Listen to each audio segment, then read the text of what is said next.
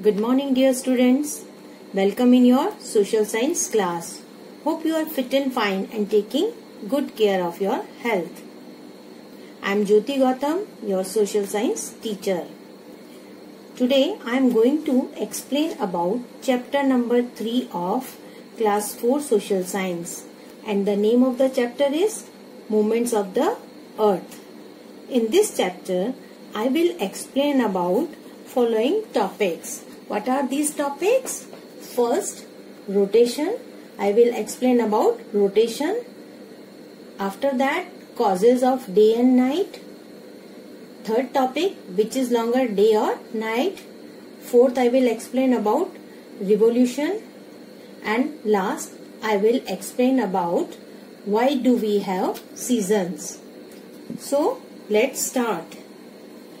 As you know, every day the sun rises in the east and sets in the west. Everybody knows when the sun rises and it is up in the sky, it is daytime, and when the sun sets, it is night time.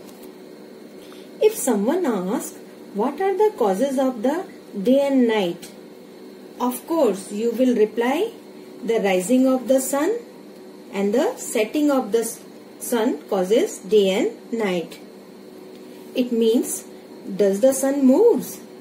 No, the sun does not move. Who moves? The earth moves. The earth shows types of movements around the sun. So what are these types of movements? In today's class, we will know about these. There are two types of movements of the earth. First, rotation, and second, revolution. So, I will start with rotation. So, first movement is called rotation. So, I am going to explain about it. What is rotation? Spinning movement of the earth on its own axis is called rotation. Listen carefully. Spinning movement of the earth on its own axis is called rotation. Now we will understand what is axis. Axis is an imaginary line that passes or runs through the center of the earth. In this picture you can see a line running from North Pole to South Pole in the center of the earth. Look at this. This is North Pole and this is South Pole, and there is a line coming from North Pole to South Pole. This is called axis. Axis is an imaginary line. This is not a real line that passes through the center of the earth. So what we learned? This line is not a real line. It is imaginary line which passes through the center of the earth from North Pole to South Pole, and it is called axis. So the earth spins on its axis. So what we learned? The earth spins about its axis. The earth's axis, as you know, is an imaginary line that passes through the poles, and the spinning of the earth about its axis is called rotation. What is rotation? The spinning movement of the earth on its axis is called rotation. Hope it is clear. What is rotation? The earth takes 24 hours to complete one rotation. The earth takes 24 hours to complete one rotation. Earth rotates from west to east. Now we will know about the effect of rotation. What is the effect of rotation? The rotation of the earth causes day and night. Again I am going to repeat. The rotation of the earth causes day and night. Look at this picture carefully. when the earth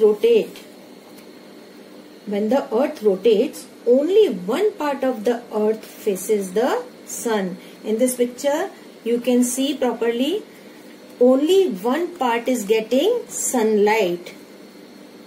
So, when the earth rotates, only one part of the earth faces the sun, while the other part remain away from the sun. Opposite part, you can see it is away from the sun and not getting sunlight. So, the part that faces the sun receives the sunlight and has day. Again, I am going to repeat.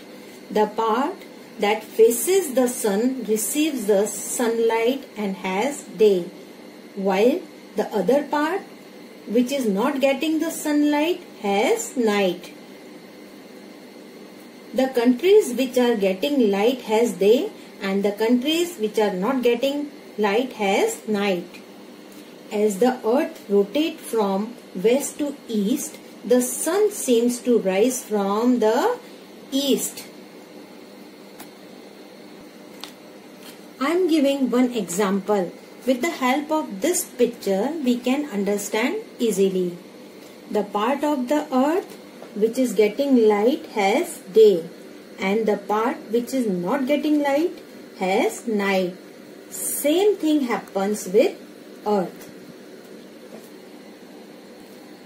Many times when you travel by train or car, you feel or notice that things like trees and houses seems to move in opposite direction. The same things happen when we see the sun from the earth. The earth spins from west to east, so the sun seems to move from east to west in the sky. We say the sun rises in the east and sets in the west. Again, I am going to repeat about this rotation. The earth spins about its axis. The earth's axis, as you know, is an imaginary line that passes through the poles. The spinning of the earth about its axis is called rotation. The rotation of the earth causes day and night. Now question arises, which is longer, day or night? Days and night are not equal. They are different. Let's see why. Imagine a line running around the middle of the earth. This line is called equator. Again, I am going to repeat. Imagine a line running around the middle of the earth. This line is called equator. It divides the earth into two equal halves, the northern hemisphere and southern hemisphere. In north direction, northern hemisphere, and in south direction, southern hemisphere. The earth's axis is bit tilted, so one of the hemisphere slant or lean towards the sun and other leans away. The hemisphere that leans toward the sun gets sunlight for a longer time and has longer day, and other hemisphere has longer night. Only at the equator, where the two hemispheres meet, has equal day and equal night. Hope you understood about this topic. Now we will understand about the second movement of the earth, that is revolution. What is revolution? Now we know that earth moves or spins on its axis. It also moves around the sun in a fixed path. This fixed path is called orbit. In this slide you can see earth is moving around the sun in a fixed path, and this fixed path is called orbit, and the movement of the earth around the sun in this fixed path is called revolution. Again I am going to repeat. As the earth spins about its axis, it also moves around the sun along a fixed path, and that is called orbit. And the movement of the earth around the sun is called revolution. Now we will understand with the help of this picture. The earth is moving in a fixed path. This is orbit, and the movement of the earth around the sun in a fixed orbit is called revolution. The earth completes one revolution in 365 days and 6 hours. This period of 365 days is called a calendar year. What is calendar year? Period of 365 days is called calendar year. The 1/4 by day or 6 hour of every year is added and make one extra day every 4th year. This extra day is added every 4th year in the month of February. Hence, February has 29 days every 4th year. So, a year with 366 days is known as leap year. Year 2020 is also a leap year. Look at this slide. In this slide you can see that earth is revolving around the sun. In the same way the moon also revolves around the earth. Hope you understand about this. The revolution of the earth around the sun causes seasons. So why do we have seasons? We have different seasons because the earth's axis is tilted, and second because the earth revolves around the sun. Look at this picture. When one part of the earth faces the sun, the other part leans away from the sun. The part of the earth that faces the sun experiences summer, while the other part experiences winter. Now in detail we will understand. We have already learnt about northern and southern hemisphere. The tilted axis makes one hemisphere lean toward the sun, while the other hemisphere leans away. The hemisphere that leans towards the sun gets more hours of sunlight. It also gets more direct rays from the sun. These rays heat more as they fall on a small area. So this hemisphere has summer. The other hemisphere that lean away from the sun has short day and gets slanting rays. These rays heat less as they are spread out over a large area. So this hemisphere has winter. During one complete revolution means during 1 year, each hemisphere in turn leans towards and away from the sun. That is why the seasons change in both hemispheres. There are 4 main seasons. Do you know about the seasons? What are these seasons? Summer season, autumn season, winter season and spring season. Now we will understand in detail. In June, the northern hemisphere lean towards the sun. You can see in this picture, in the month of June, the northern hemisphere leans toward the sun. So it has summer. The days are long and nights are short. In areas very close to the North Pole. Where is North Pole? Yes, here there is a North Pole. So in areas very close to the North Pole, there is daylight all the time. In the southern hemisphere, which leans away from the sun, has winter during this time. The days are short and the nights long. In areas near the South Pole, it is dark all the time. Between June and September, the days become shorter and cooler in the northern hemisphere, and the opposite side happens in the southern hemisphere. We say it is autumn in the northern hemisphere and spring in the southern hemisphere. Next, in December, the southern hemisphere is tilted towards the sun and has summer.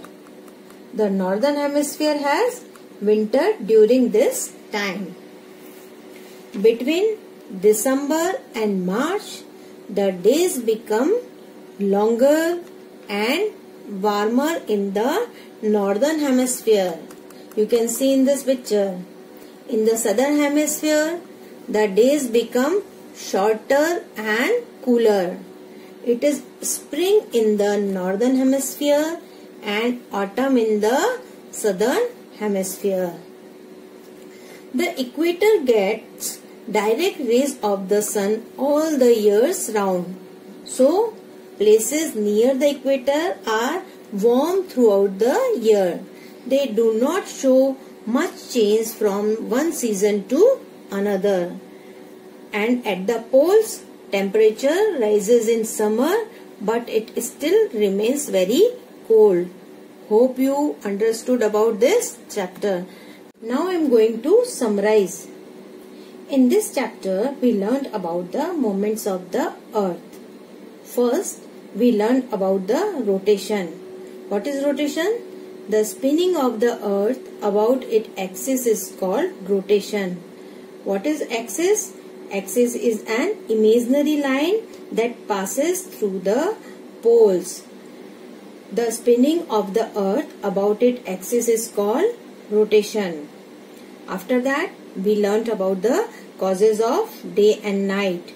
The rotation of the earth causes day and night. At any given time, one half of the earth faces the sun and the other half faces away. The part that faces the sun gets light and has day. The other part is in darkness and has night. As the earth spins, all parts of it have day and nights by turn. The earth completes one full rotation in 24 hours. After that, we learn which is longer, day or night. Days and nights are not equally long throughout the year. We also learn about the equator. Equator divides the earth into two equal halves, the northern hemisphere and the southern hemisphere. The earth's axis is a bit tilted, so one of the hemispheres leans towards the sun and the other leans away. The hemisphere that leans toward the sun gets sunlight for a longer time and has longer day. The other hemispheres has longer nights. Only at the equator, where the two hemispheres meet, are the days and nights always equal. After that, we learned about the revolution. What is revolution? The earth's movement around the sun along its orbit is called revolution. When rotating on its tilted axis, the earth also moves around the sun on a fixed path. This fixed path is called orbit. The earth completes one revolution in 365 days and 6 hours. We have only 365 days on our calendar. the 1/4 day of every year is added to make one extra day. What is this extra day? This extra day is added every 4th year to the month of February. So February has 29 days every 4th year instead of 28 days. A year with 366 days is known as a leap year. After that, we learn about the seasons. Why do we have seasons? What is the effect of revolution? The Earth's axis is tilted, and because the Earth is revolving around the Sun. These are the causes of seasons. So, during a revolution, each hemisphere in turn tilts towards the Sun while the other tilts away. This causes unequal days and nights. It also makes the seasons change. Only at the equator are days and nights equal throughout the year. After that, we learned about the main seasons. The main seasons are summer, autumn, winter and spring. The equator gets direct rays of the sun all the year around. So, places near the equator are warm throughout the year. They do not show much change from one season to another. We also learned that at the poles, temperature rises in summer, but it still remains very cold. Hope you understood about this chapter. Thank you.